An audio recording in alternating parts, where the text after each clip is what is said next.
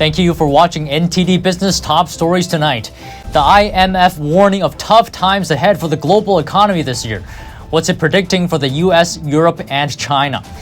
To start off the new year, drug makers are hiking prices on around 400 different drugs, big increases on drugs that treat cancer and arthritis. And Elon Musk takes a jab at famous American biologist Paul Ehrlich. Ehrlich famously stated in the past that in the 1970s, hundreds of millions of people would starve. That and much more coming up on NTD Business. Great to have you with us, Don Ma here. This year might be an even tougher year on the global economy. That's the warning from the International Monetary Fund. The IMF chief told CBS Sunday why she thinks this year will be a tough one. Because the three big economies, US, EU, China, are all slowing down simultaneously. We expect 1/3 of the world economy to be in recession, and yes, as you said, even countries that are not in recession, it would feel like recession for countries of millions of people. Though she said the United States might be able to avoid a recession this year. The U.S. labor market is expected to stay strong, but this could be a mixed blessing. A strong labor market could force the Fed to keep interest rates higher and longer to try to tame inflation. But the situation looks worse for Europe, which has been hit hard by the war in Ukraine. She said half the European Union is expected to fall into recession this year. And as for China, the IMF chief says COVID cases in the months ahead will likely continue to hurt its economy, and that it faces a tough year ahead. And to usher in the new year, drug makers will raise prices on around 400 different drugs. Big names like Pfizer, GlaxoSmithKline, AstraZeneca, and Bristol Myers Squibb will start these raises early January. This wave of price hikes is coming during a period of high inflation, supply chain problems, and President Biden's Inflation Reduction Act. Now, the Inflation Reduction Act contains provisions regarding drug prices. The administration says it wants to lower drug costs, while critics say it's basically a set of price controls. And regarding this month's price hikes, Pfizer is currently in the lead with price increases on the most drugs at 89, and it's 99 if you include the 10 drugs from one of its subsidiaries. And in second place is GlaxoSmithKline with planned increases on 26 drugs. The act may affect drug costs going forward, including this recent wave of price hikes. The data on these hikes come from healthcare research firm 3 Axis Advisors.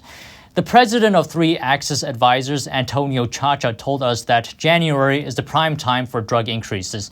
So nothing new there. But as for how much government policy may be affecting it, he says it's too early to tell. We won't have a good idea as to whether or not there's any significant change in trajectory, probably towards the end of the month. What we see right now is nothing more than what I would characterize as normal behavior. Right now, the price increases are not materially different from what we've seen in the last 5 years. They're hovering at around a weighted average of around 4 or 5%. On the other hand, Chacha is seeing an increase in the launch price of drugs. In other words, the price of drugs when it enters the market. Chacha again says it's too early to tell if government policy like the Inflation Reduction Act could be causing this. But he does suggest that, logically speaking, it could very well be. It creates penalties for drug makers who increase their prices beyond rates of inflation. And it also creates new discounts that the government will get in exchange for covering the medicines in the Medicare program. Those two dynamics are going to have upward pressure on list prices of medicines for everybody else. And what it also means is that drug makers, if they're looking to try to create predictability for themselves in the future, it's kind of going to be incumbent upon them to be more liberal with their launch prices because they'll have so many constraints on their ability to increase them in the future. And by the way, when he says more liberal with their launch prices, he means higher launch prices. And while it may be too early to tell how the Inflation Reduction Act is affecting this month's price increases, many say the act could make it harder for drug makers to make new drugs. One critic is Grace Marie Turner, the executive director of the GLSEN Institute.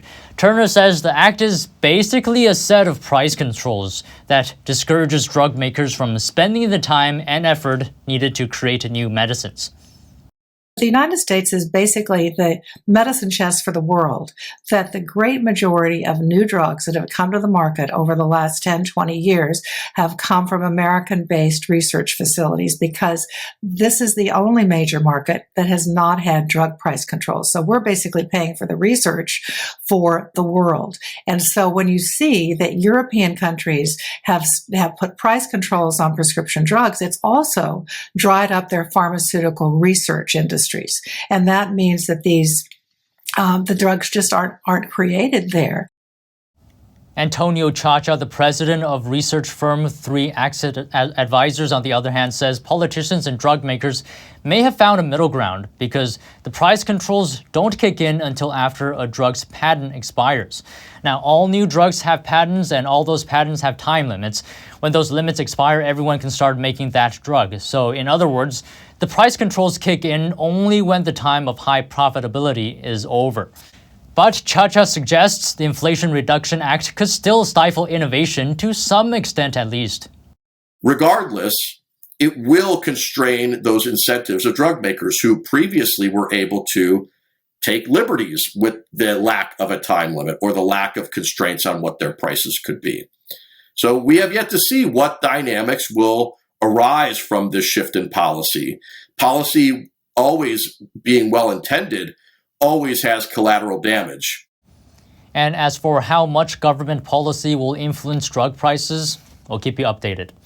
Moving on, millions of people in the U.S. are starting the new year with a pay raise. Starting January 1st, hourly minimum wages in 23 states will rise. It's part of previously scheduled efforts to reach $15 an hour or to account for cost of living changes. The increases will affect nearly 8.5 million workers. The federal minimum wage of $7.25 per hour hasn't changed since 2009. Additionally, nearly 30 cities and counties across the U.S. will increase their minimum wage rates. That's according to the EPI think tank. Actress Angela Bassett's son is issuing an apology for participating in a viral TikTok trend. It's the so-called celebrity death prank, where people lie to others about celebrity deaths and record their reaction. In a now deleted TikTok video, 16-year-old Slater Vance asked his parents if they heard about the death of actor Michael B. Jordan. Bassett was emotional after hearing the news. The video, though, didn't show her reaction after learning it was fake. Slater Vance apologized for taking part in the trend, calling it disrespectful. I apologize to Michael B. Jordan's entire family, his extended family, and him directly, as he is an idol of mine, and taking part in a trend like this is completely disrespectful. And I hope this can be a teaching lesson to anyone else who uses social media as a tool and a source of entertainment to truly understand that your actions can have consequences that extend beyond you. Bassett and Jordan are co-stars in the Black Panther films.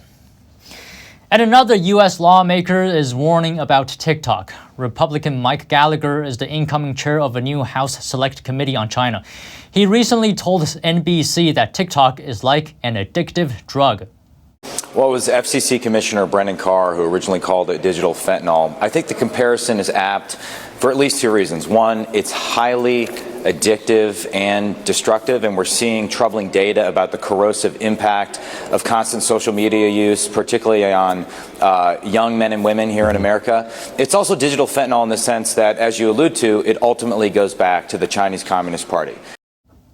Gallagher noted that TikTok's parent company ByteDance is under the control of the Chinese Communist Party.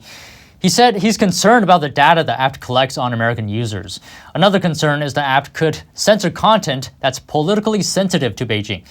Gallagher praised the Senate for passing the TikTok ban on government devices. He said this is a bipartisan issue, and he hopes to work with Democrats to pass a similar bill in the House. And Amazon's encrypted messaging app WickerMe is changing its focus from personal use to business communications.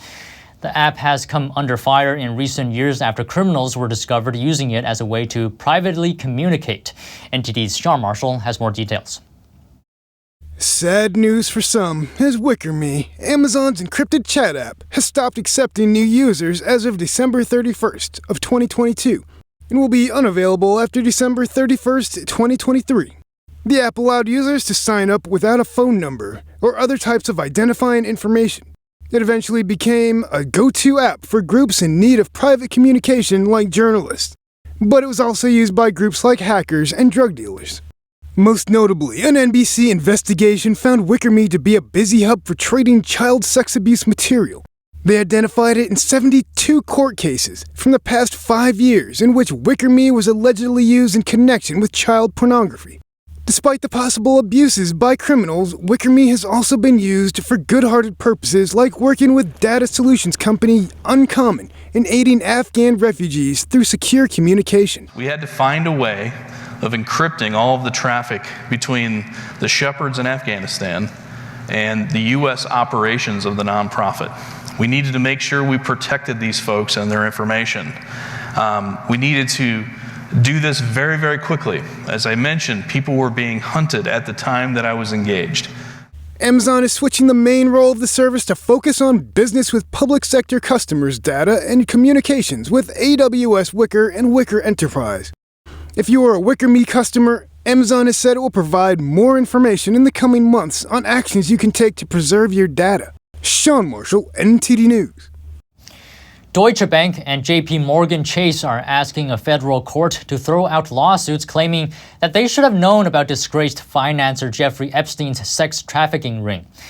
The banks say they didn't commit any negligent acts. They also argue that the lawsuits failed to show that they profited from Epstein's crimes. The lawsuits claim that the banks knowingly benefited from Epstein's sex trafficking, earning them millions of dollars. They also argue that the banks should have steered clear of Epstein after his 2006 arrest in Florida. Epstein eventually pleaded guilty to state charges of soliciting prostitution. JP Morgan Chase said Friday that the women in the case deserve justice, but added that the lawsuit against the bank is without legal merit and should be dismissed.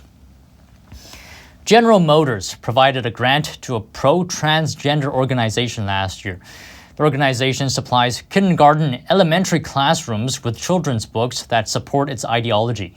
NTD's Daniel Monahan has more.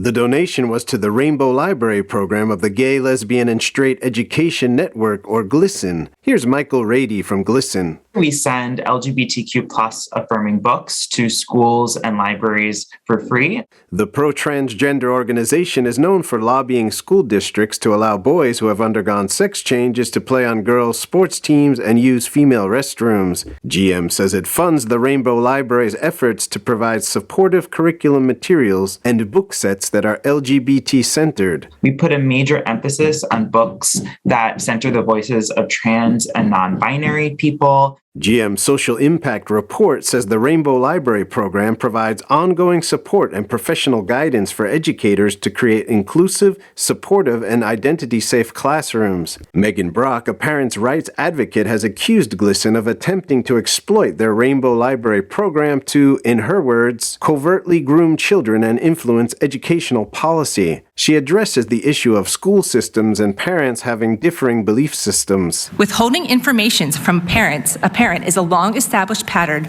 of predatory grooming, and yet the ACLU is arguing that teachers have a right to keep secrets with students from their parents.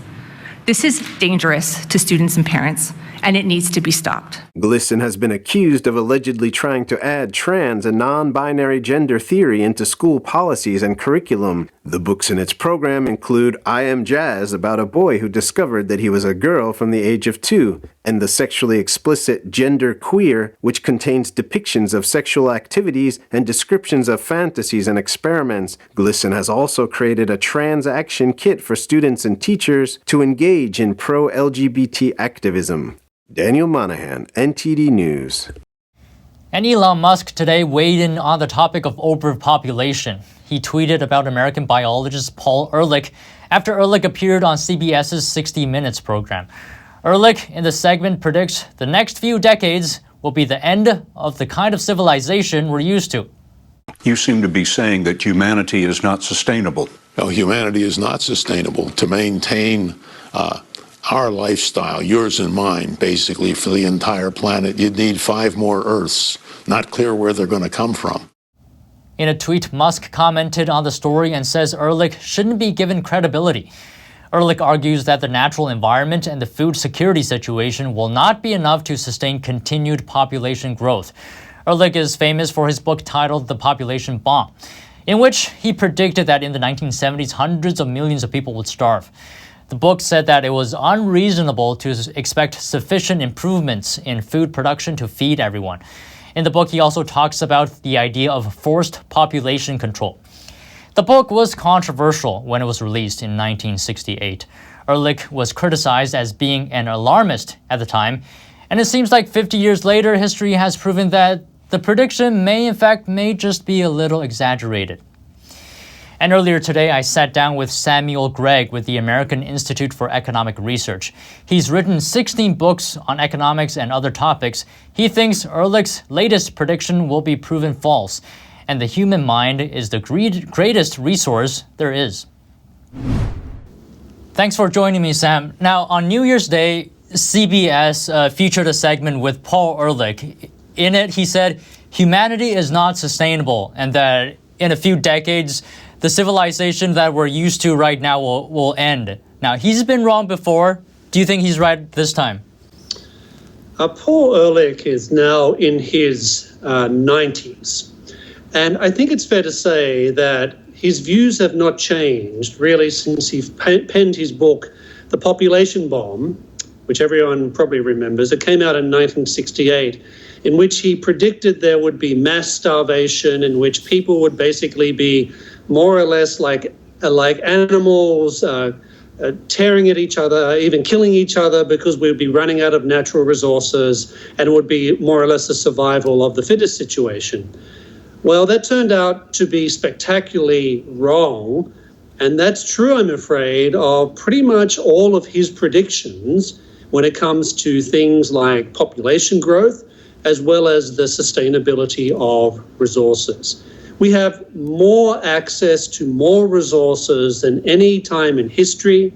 Our capacity for entrepreneurship, our capacity to use our minds creatively to basically transform the world around us has not changed and is not going to change. Humans are remarkably good at adapting to change circumstances. So I am fairly confident in predicting that the latest apocalyptic Paul Ehrlich prediction is going to be proved false. That's been his track record so far, and I don't see any reason why that's going to change. What I would like to see change is what you might call these international groups giving him a platform to speak and say things that are simply untrue. Is there a limit on the resources on Earth? You know, that's a good question. And the answer, I would argue, is no, not if you take seriously the fact that the greatest resource that humanity has is located right here. It's the human mind. That is the source, ultimately, of economic growth. If you think about it this way, there's natural resources, trees, plants, animals, the planet itself, but none of that can be transformed unless we apply our intellect to thinking about new ways in which we can use these things, but also then exercise our free will, our free choice to be proactive, to be creative, and in that way to transform the world around us. So if you take that as being the ultimate human resource, then potentially there's no limit. Now, that's not to say that we can somehow treat the planet in an irresponsible way. That's not an argument for engaging in just wanton use of the environment in an unthoughtful, uncreative way. But it is a reason for optimism. And in fact, if you see societies in which entrepreneurship, which ultimately is driven by the human mind, when that starts to decline, that's when I think you start to find yourself in significant trouble. There's another aspect of Paul Ehrlich's book, The Population Bomb, that I want to talk about. You know, he talked about coercive population control. Yes. Now, let's just do a thought experiment. If there is an overpopulation issue, does the end justify the means? Well, you probably won't. First of all, as you know, I dispute the idea that there is an overpopulation issue. But even if there was, the ends never justifies the means. Once you start going down the path of saying it's okay to coercively force people not to have children, or as they did in China, as you know, basically force women to have abortions whenever they looked like they were going to have more than one child. Once you start going down that path, you start to dehumanize entire societies, to make them contemptuous of human life rather than appreciative of the great capacity for creativity that every human being brings into the world. All right. Thank you very much, Sam Gregg, AIER. Very nice speaking to you today. Thanks for having me on. Great to be with you. Forget fancy dinners. More singles are opting to have more affordable first dates. A new survey asked 5,000 single people about their dating expenses. It was funded by a number of dating platforms. 84% of singles say to save money, they now prefer a casual first date. And 30% say they're now more open to doing free activities. The cost of dining out and changes to dating habits during the pandemic, like walking and picnics, are driving the shift. According to a Plenty of Fish survey of more than 8,000 users, nearly half of millennial and Gen Z singles have suggested they're going on more budget-friendly dates. Tom Hanks, Hugh Jackman, and Anna Kendrick have new movies heading into theaters this month. Here's a preview. I designed Megan to protect Katie from feeling lonely. The new year starts off scary with the sci-fi horror yarn Megan, starring Allison Williams. Megan creeps into theaters January 6th. I'm sorry I didn't get him here earlier. The whole neighborhood is falling apart these days. Tom Hanks plays the local grump whose new neighbors try to help him in A Man Called Otto. The dramedy debuted in limited release over the holidays and goes into wide release January 13th. We just really want you to relax. Relax in what way? Anna Kendrick plays a woman in an abusive relationship in Alice Darling. The thriller arrives in theaters January 20th. That's my little boy. I can't give up on it. Also opening on the 20th is the family drama The Son, starring Hugh Jackman as a divorced father struggling between his old and new life. Something doesn't feel right. Jennifer Lopez and Josh Duhamel cordially invite you to Shotgun Wedding. Guests can dress casual for the action comedy when it debuts on Prime Video January 27th. And that's all the stories from the NTD Business team and myself, Don Ma. You can follow me on Twitter if you're there. And if you have any news tips or feedback for the show, you can email us at business@ntd.com. That's all for today. Thank you for watching. We'll see you tomorrow.